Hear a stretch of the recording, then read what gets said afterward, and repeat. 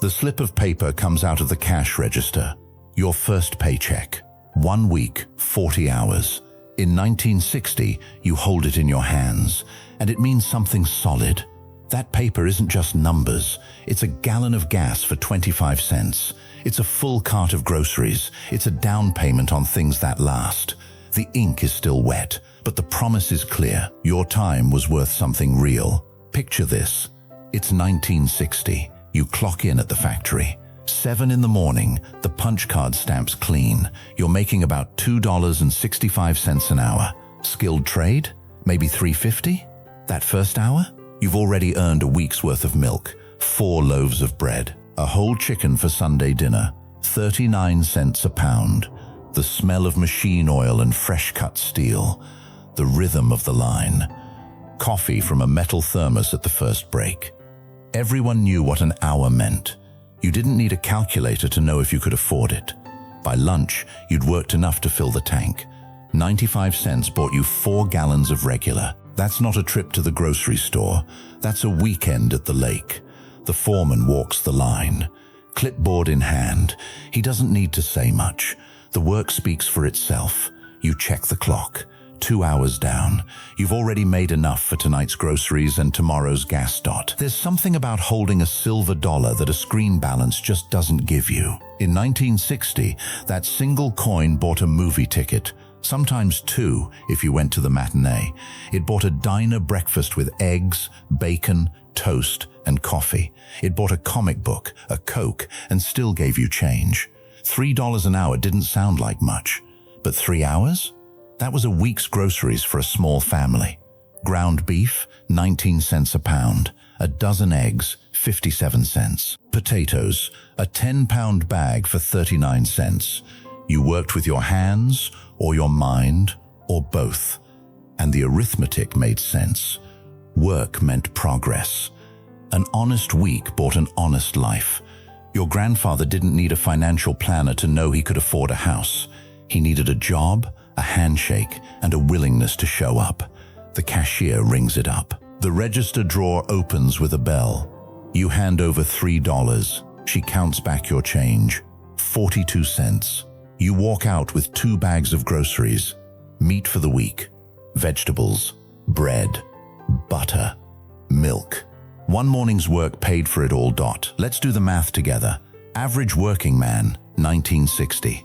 40 hours. Let's say $2.70 an hour. That's $108 a week before taxes. Rent for a 2-bedroom apartment? About $70 to $85 a month. That's 1 week's pay. Maybe a week and a half in a bigger city. A brand new Chevrolet Impala? $2,700. That's 6 months of wages. Not 6 years. 6 months.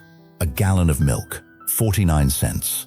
A loaf of Wonder Bread, 20 cents. A pound of butter, 75 cents. You could feed a family of 4 on $15 a week and eat well. Today, we talk about buying power. Back then, you just called it your paycheck. The envelope sits on the kitchen table. Your wife opens it. She doesn't smile big, but her shoulders relax. This month's rent. Next week's groceries. Maybe enough left over for the kids' shoes. The budget book comes out. A small ledger, handwritten. Columns for rent, food, utilities, savings. She writes carefully. Every dollar accounted for. Not because it's tight, but because it's respected. You didn't buy cheap and replace it next year. You bought a washing machine, $249, and it ran for 20 years. You bought a refrigerator for $329, and your daughter used it in her first apartment. Work boots? Resoled twice, still going. A wool coat from Sears? Passed down. The light from a hardware store in October. Rows of tools hung on pegboard, each one tagged with a price you understood. A hammer, a level, a handsaw. Not things you financed, things you bought after one good Saturday shift. There was pride in that, the weight of the tool in your hand, the knowledge that it would outlast you if you treated it right. An hour of work in 1960 bought you 12 kilowatt hours of electricity. Today, that same hour, adjusted, buys you about 3. We're not imagining this. The math is still there, recorded in receipts and pay stubs and census data. A man walks into the appliance section. He's saved for 3 months. He points to the refrigerator. White enamel, chrome handle, rounded edges. The salesman writes up the ticket. No credit check, no approval wait time, just a handshake and a delivery date. 2 weeks later, it's in the kitchen. His wife runs her hand along the door. It hums quietly. It'll still be humming when their grandkids visit. Here's what they don't always tell you in the economic reports. In 1960, 1 hour of minimum wage work bought you 10 candy bars, or 2 fast food burgers, or 3 gallons of gas. Today, that same candy bar costs $2, the burger $6, the gas $3.50 and climbing. But this isn't about nostalgia for cheap chocolate. It's about what your time was worth. It's about the deal America made with people who showed up and did the work. You weren't rich, but you weren't worried about choosing between the electric bill and dinner. You weren't 3 missed shifts away from losing everything. A factory man could buy a house. A secretary could take her family on vacation. A teacher could retire with dignity. The diner waitress pours coffee. She's been on her feet since 6. It's now 2 in the afternoon. Her paycheck this week? $48. Her rent? $65 a month. She can afford it. Plus groceries. Plus the electric bill. Plus she's putting away $5 a week. In 2 years, she'll have enough for a down payment on a car. Not a dream. A plan. Let's talk about the big one. The dream that made sense. Median home price in 1960? About $11,900. Median household income? About $5,600 a year. That's roughly 2 years of income to buy a home, not 20. 2. A 30-year mortgage at 5% interest meant monthly payments around $65, less than a week's wages. You didn't need 2 incomes, a side hustle, and a gift from your parents. You needed a job and a decent credit history, which mostly meant showing up on time. The man who poured concrete, who laid brick, who wired houses, he could afford to own one. That wasn't a fantasy. That was the center of the deal. And it wasn't just about the walls and the roof. It was about the promise. Work hard, play fair, and you can build something that lasts. The young couple walks through the empty rooms. 2 bedrooms, 1 bath, a backyard big enough for a swing set. The real estate agent doesn't rush them. They stand in the kitchen, imagining. "We can do this," the husband says quietly. She nods. 6 weeks later, they sign the papers. The keys are cold in his hand. They walk through the front door. It's theirs. Not everything was perfect. Let's be honest about that. Not everyone had access to that deal. Not every neighborhood got the same loan rates. Not every worker had the same shot. But the idea itself, that work should mean security, that an hour of your life should trade for something real. That idea was sound. The generation that built post-war America didn't do it with tricks or shortcuts. They did it with sweat, with overtime, with calluses and discipline. They showed up on Monday, even when Sunday had been long. They packed lunches to save a quarter. They drove the same car for 10 years. And in return, the economy worked with them, not against them. $1 saved was $1. An hour worked was an hour earned.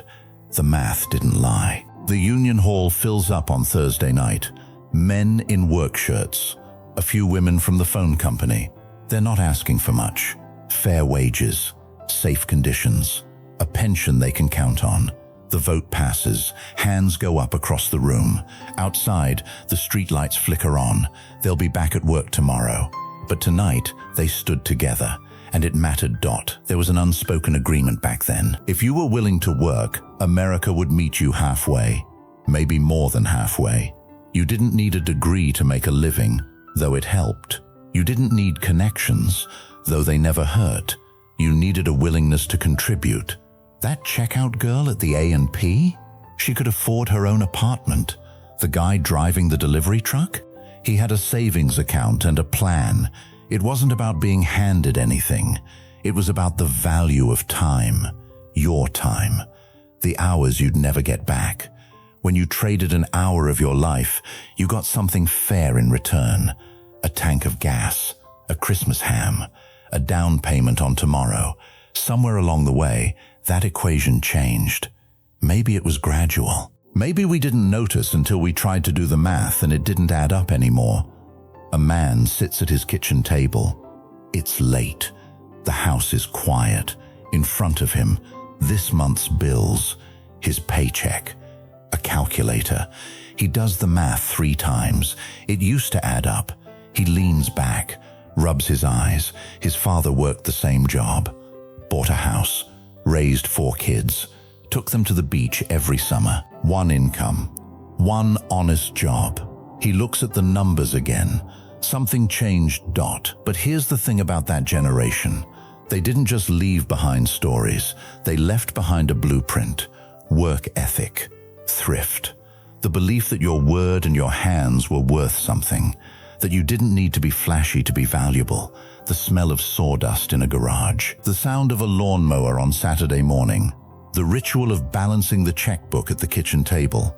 Those weren't just routines. They were acts of stewardship. An hour's work bought a future you could see. And because you could see it, you built toward it. You weren't just surviving. You were building. A grandfather opens his toolbox, the same one he's had for 40 years. His grandson watches.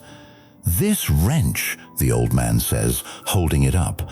"I bought this with my first paycheck, 1959. Still works." He hands it to the boy. "Take care of your tools. Take care of your word. Show up when you say you will." The boy nods. He doesn't understand yet, but one day he will. So what does an hour mean now? Maybe it's not about going backward. Maybe it's about remembering what the equation was supposed to look like. That when someone gives you their time, their one irreplaceable hour, it should be worth something solid, something real. The America we remember wasn't perfect, but it understood that deal. And maybe that's the thing worth carrying forward. Not the prices, not the wages, but the principle. Your work matters, your time matters, and the country you helped build should honor that. If this brought back a memory, or made you think about what we've lost and what we can still hold on to, I hope you'll subscribe. There's more to remember, more to understand, and maybe more to rebuild. Thanks for walking through this with me.